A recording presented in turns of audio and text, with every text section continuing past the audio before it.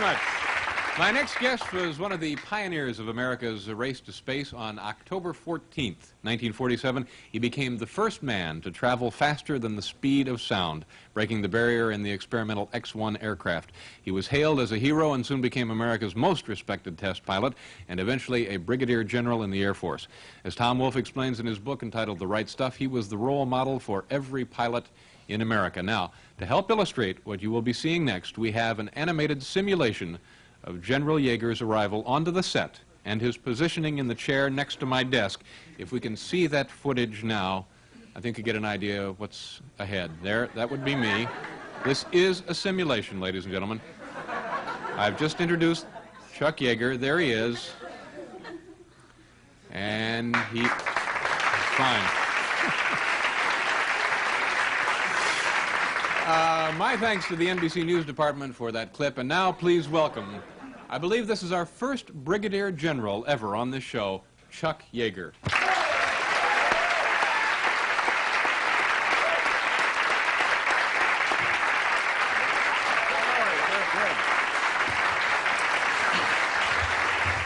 Man, I had trouble keeping hair out of my eyes when I had animation, didn't it? Oh, yes. This is... now you broke the record broke the speed of sound in 1947, and even today, this is a fascinating story. I know it's a long story, but briefly, how were you selected for the job? Well, I was a fighter pilot in World War II in Mustangs, and I came back in 1945 from the war and was assigned to right field as a maintenance officer in the fighter test section. And I went through the test pilot school in 1946, and then I was selected for the X-1 program in the summer of 47 after the Bell test pilots had gotten into a hassle on bonus money, and probably because of my maintenance background and the air shows I used to put on. Now, you mentioned money. What was the fee being paid to break the speed of sound here? Well, mostly the Bell test pilots had two phases. First, phase one, he took the airplane to 0.8 Mach number and 40,000 feet. That was worth about 50,000. And then to take it to 1.1 was worth about 150,000 bucks. But he wanted it paid over a 5-year period. He couldn't blame the guy. Yeah. Now, you didn't get the same kind of deal, though, did you? No. Oh. No. We were Air Force test pilots, and we did it because we wanted to and liked to. And I think I was paid about $245 a month, which was okay. So. Now, this is it's hard to imagine because it's old hat now. Describe the aircraft? Was it just a rocket with wings? Yeah, the Bell X-1 you saw. Incidentally, what you saw on the film is the only time that the X-1 made a ground takeoff. All the other times it was dropped from a B-29 mothership, and the reason was we only had 2.5 minutes of power with the rocket engine under full power. Yeah. So they took us up to around 12,000 feet, and you got on a ladder and came into the X-1 and got hooked up, and they locked the door on, and then they took you up to 25,000 feet and then dove the B-29 up above 240 indicated and dropped you out. Then you ignited your rockets and went on out to the Mach numbers that you were aiming for that day. Mach, of course, being the sound Mach barrier. 1 is the speed of sound. Named for whom? Dr. Mach, an Austrian. What are you trying to do, test me? Yeah. Dr. Mach was an Austrian who discovered that the speed of sound changes with altitude. Here at sea level it's around 760 miles an hour. At 36,000 feet it's around 660. Now, you were a kid at the time, 24 years old. So, well, it's a matter of opinion. So. Chronologically speaking, now it was a real mysterious barrier, wasn't it? We had never had an airplane into the region of the speed of sound, and where I, as a fighter pilot in World War II fighting Germans, anytime you got in a dogfight, say at 36 or 38,000 feet, you'd end up in a dive after a guy, and you would get our Mustangs up to about 80% of the speed of sound. The shock waves would form on them, and you run into buffeting and lose control of your airplane. And the X-1 was really designed in 1943 and built in 44 to find out what was causing all of this. And we had never had an airplane in the region of the speed of sound, but the X-1 was built strong enough and had rocket thrust. And the secret behind the X-1 was that it was designed with a flying tail. And it was classified almost for a year after we did it. And the reason was we didn't want anyone to know how we'd gotten the airplane up above Mach 1. And to tell you, Dave, how it really pays off, during the Korean War, we were shooting down about 12 MiGs for every F-86 we lost. And later on, a guy defected with a MiG-15, and I went over and tested the airplane, and it had a fixed horizontal stabilizer, whereas the F-86 had a flying tail. We had found that out with the X-1. Yeah. That pays off. I don't know what the flying tail is, but it's a great story. Quite a tail, incidentally. Yeah. You want to tell them that would probably take blueprints and all sorts of things to explain a flying tail. No, the old airplanes had a fixed horizontal stabilizer with an elevator on it. That's the wing in the back, right? That's right. Yeah, okay. The tail in the back. Tail in the back. And had an elevator on it. Well, with the X-1, we changed the angle of incidence of the whole tail plane. I see. That's a flying tail. So that was part of the reason you were successful. Now, some folks ahead of you were not quite so successful, and we'll continue talking with Brigadier General Chuck Yeager about that right after this.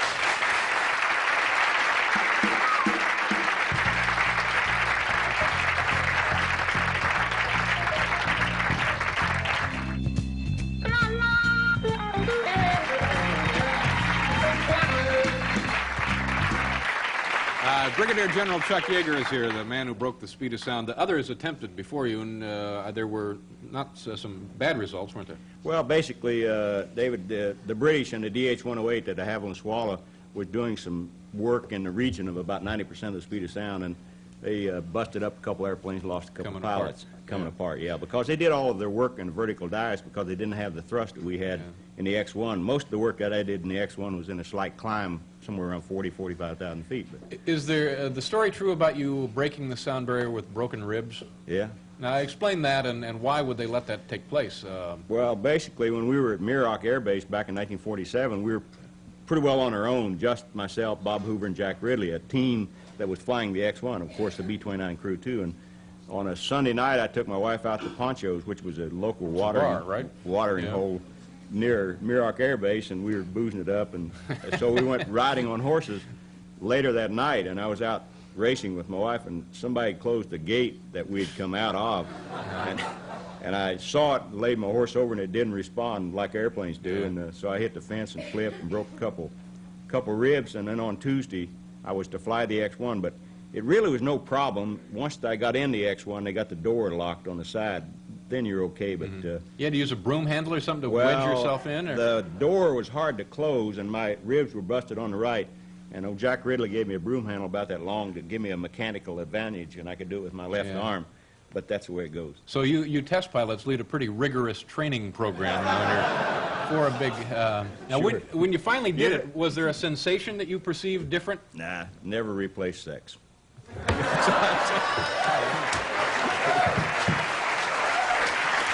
sure that was the question. No, it's going wrong here. So that was the purpose of the experiment, huh? When you're doing that sort of thing, you're so intense in watching what's going on that you don't give any thought to the outcome. And basically, when we got the airplane up above Mach 1, it was a feeling of achievement, sure, but no big deal. Did it handle any differently? Oh, was yeah, there any sure. Sort of See, we ran into buffeting at about 88% of the speed of sound. Then we lost the ability to control the airplane at about 9.3. And well, that's fun. where... Good heavens. That's where we took a hard look at the horizontal stabilizer and then used it as a flying tail. And we controlled it on through Mach 1, and then as the airplane went supersonic, and we got it supersonic flow with the whole airplane, all the buffeting smoothed out, and we got our elevators back then. Tom Wolfe in the book, The Right Stuff, says that you and your voice have been the pattern and the speech mannerisms for commercial and military air pilots in the United States. Is that? Well, I came out of West Virginia, and I did have quite a drawl for a long time, but I learned to speak differently, obviously. You can tell. But do you believe that commercial pilots today are talking like you talk? Well, I don't know. It's a matter of opinion. So. I've noticed it when people get on the PA and start talking. You mean they have an emergency every time you No, get on? not an emergency, but just, pointing out things. And well, it's calming. It is. It's very soothing to know that. And to their own selves, too. You've had, as a test pilot, you must have had some close calls. Are there any that come to mind at this point? Well, yeah, you get, sure, when you stick your neck out, you get bit every once in a while. I got shot down in World War II. I lost the tail off a P-39 in training, and then in NF-104, I ended up getting burned in a pressure suit when I ended up about 108,000 feet and got in a flat spin and ejected out. So. Now, you're so casual about describing that I think that's probably not a bad idea, the way you say that.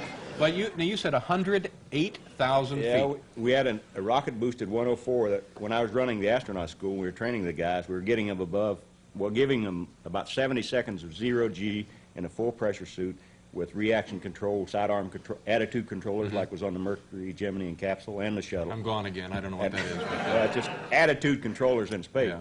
And we could give them that experience cheaply.